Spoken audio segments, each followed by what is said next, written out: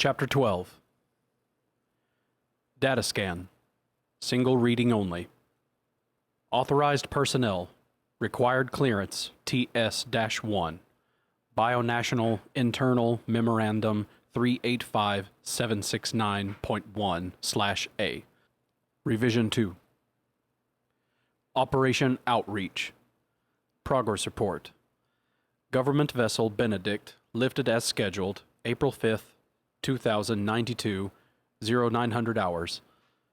Toowoomba Military Launch Pad. Standard ship crew, plus squads 1 through 4. Fox Platoon, Company Able, 1st XT Division, 2nd Colonial Marines, Colonel H.S. Stevens commanding. See attached Personnel Appendix A. Bionational Ship K-014, launched in pursuit, Echo Lock, 4592, 0900.5 hours, full robotics and expendable EXP Series Android crew under the command of Executive Assistant Security P. Massey. Joel. You know the general layout of this, but I'll recap some of the particulars you might have missed while you were on vacation. The alien life form the Gov guys want is the Big Nasty, and naturally they'd like to score it for their own weapons program. Needless to say, this would compromise our own profit structure were it to happen. With the recent Supreme Court decision on patentable life forms, vis-a-vis created versus discovered, we might spend 10 years in the fucking legal system trying to unsnarl this mess. So, up-levels decided that we should tail the feds to the home world, the location of which is so damned secret we couldn't pry it out of anybody for blackmail or money, and get as much info as we could. And of course, we don't want the feds to get their own specimen. This guy Massey has his orders, and he's the best there is. He will do whatever it takes to stop them. You probably have heard that research got its hands on a guy salvaged from a cargo express, one of ours, fortunately, with one of the big nasty embryos wrapped around his face. The ship was cold, systems dead, but somehow this thing had kept him in stasis, almost as if he had been in a sleep tank. Hell, that alone is worth a fortune if we can figure out how the hell it did it. Anyway, both the crewman and the bug on his face were still alive, so they've been brought to the Houston labs for analysis. We're still way ahead of the feds on this, and already geared up for full-scale testing. Start figuring out ways to spend your bonus, Joel. We're all going to get rich off this one. That's it on the main deal. There's some other stuff in this memo the Psycho boys are concerned about, so I'll let you get to it. See you for lunch Tuesday. Ben. File excerpt. Medical. Case number 23325. Maria Gonzalez. Patient is a 24-year-old unmarried WD/WN female, Caucasian Hispanic, gravida 0, complaining of nightmares, physical examination unremarkable, no known allergies, pH of illness limited to minor URIs, occasional general malaise, broken L fibula, age 9. Laboratory workups, including SMA-60, CBC, urinalysis, CAT scan, all within normal limits. Patient has 10-year BC implant, no other medications. Maria, tell me about the dream. Okay. I'm riding on the subway in LA with my mother.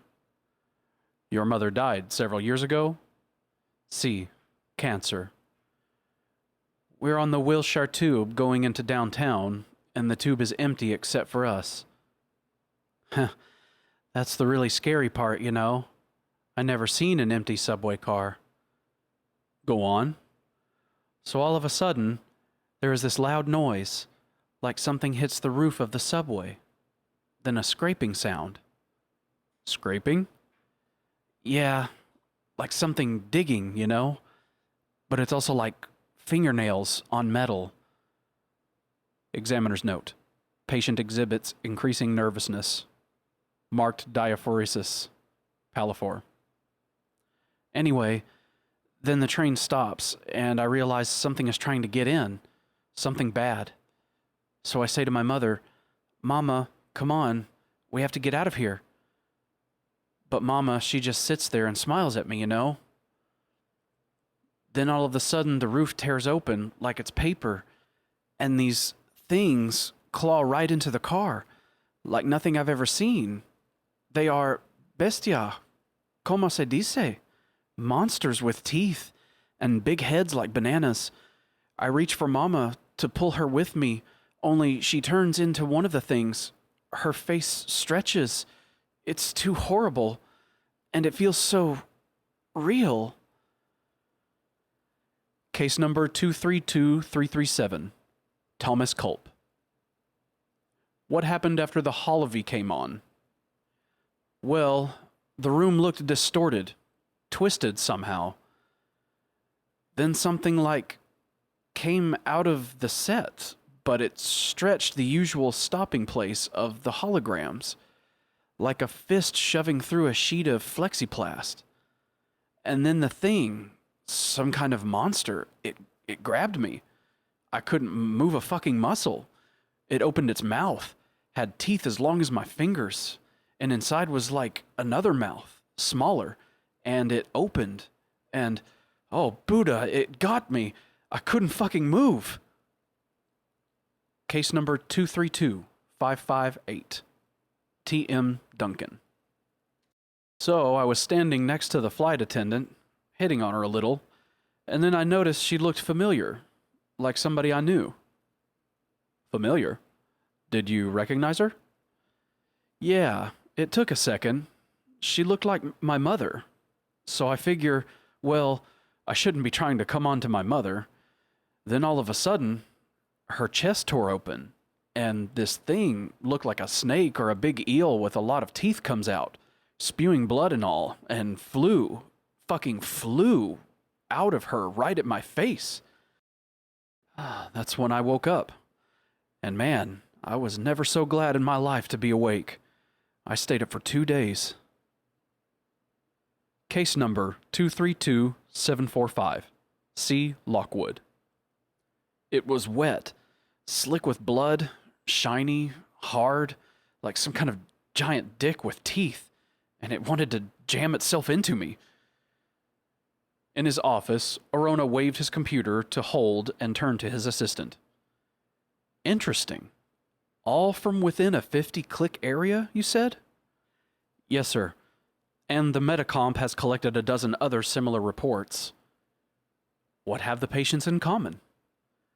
High ratings on the Cryer scale, and at least double digits on the Emerson empathic. Ah, and the descriptions are identical? Virtually identical. Etiology? Unknown. Best guess the Medicomp can come up with is some kind of telepathic or empathic projection. Perhaps it is how the things communicate among themselves, and perhaps they are trying to communicate with us. Orona said. He frowned. Our data so far does not indicate that the aliens are particularly intelligent, per se, and we've kept a pretty tight lid on this thing. And yet, here we are having a wave of spontaneous connections of some kind. Why now? And why here on Earth? There aren't any aliens here. The computer readout over the bed carried a full-ride telemetry chart. The patient, Lakowski James T., lay in the pressor grip of the state-of-the-art Hyperdyne Systems Model 244-2 diagnoster. His EEG, ECG, myotonus level, basal metabolic rate, systems mitosis rates, and full blood counts flowed in continuous waves, words, and patterns across the monitor. Blood pressure, respiration, and pulse rate were noted and logged. The diagnoster checked and corrected the temperature so the patient was not too cold nor too hot. The IV shunt in his left femoral vein fed him the perfect liquid mix of nutrients for optimum health. An indwelling Foley catheter and rectal drain carried away wastes. The company had spared no expense when it came to taking care of this particular patient. The clean room was under full isolation technique, and all visitors, medical or corporate, wore full osmotic surgical suits with their own air supply. The south wall was mirrored one way, and observers could see the patient directly through the triple pane glass should they choose. 7 doctors formed the main care team, with 6 medical technicians working in shifts as monitors, plus 18 guards and a full alert status for the entire wing of the Mediplex. Lekowski James T. was not going anywhere, nor was anybody not cleared coming to see him.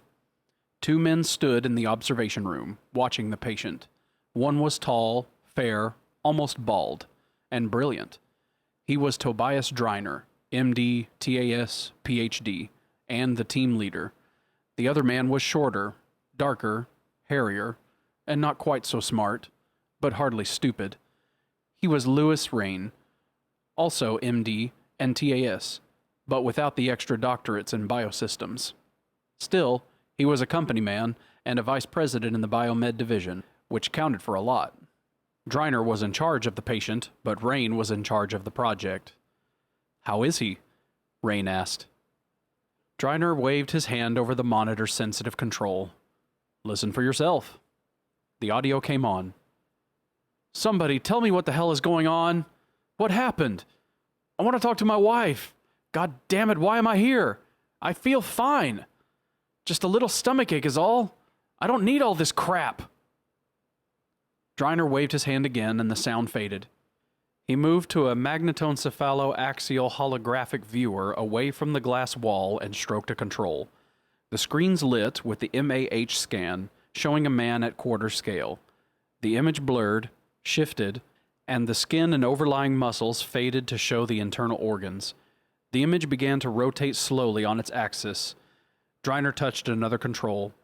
Under the man's ribs, inside the stomach, the alien fetus glowed a computer-enhanced green. "Give me a full size on the CE image," Driner ordered. The alien grew 4-fold. "Interesting," Rain said, watching as the image turned. "No wonder he has a stomachache."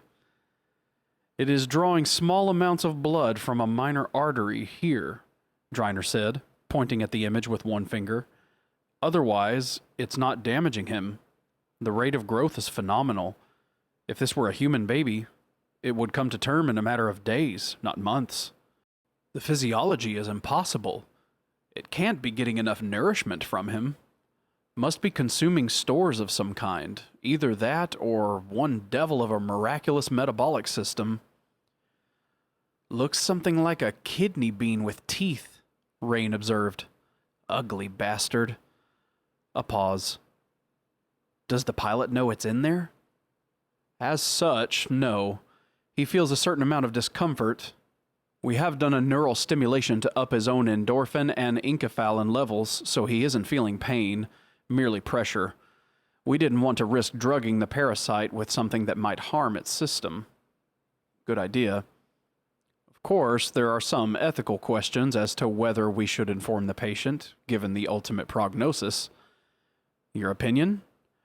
"Well, we are studying a new life form. Behavior of the host organism could be important. Perhaps certain hormonal secretions would be alerted if the patient knew. The effect of such changes on the parasite could be detrimental or beneficial. It's hard to say. Offhand, the chemistry boys guess that an increase in epinephrine would probably accelerate the thing's growth." "You mean that if he knows the thing is going to chew its way out and kill him when it comes to term, he'd probably be scared shitless and the bug would like that?" "It is possible." Rain sighed. "This thing could be worth billions, you know that? And the pilot is living on borrowed time." "He has family?" "A wife and 2 children." "They'll get the company policy?" "Of course." "Then tell him." Red wadded up the hard copy security fax and tossed it in a hook shot at the disposal unit.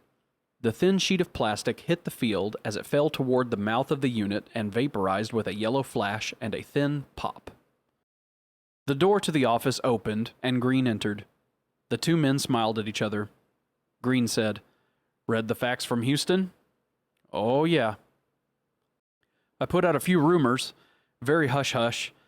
Quan Chu Lin's people practically came all over themselves to make offers.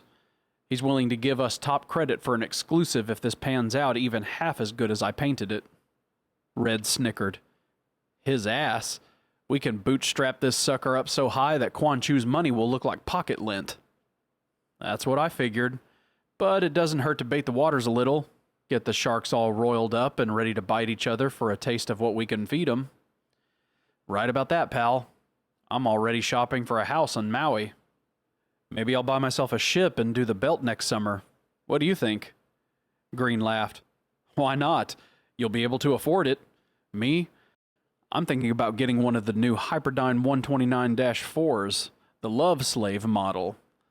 A pleasure droid? Nice. If your wife will let you. What the hell? Maybe I'll get her one too. That way she'll be so busy, she won't even notice I'm gone. Both men laughed. If this went the way it should, it would be as good as winning the lottery. At least.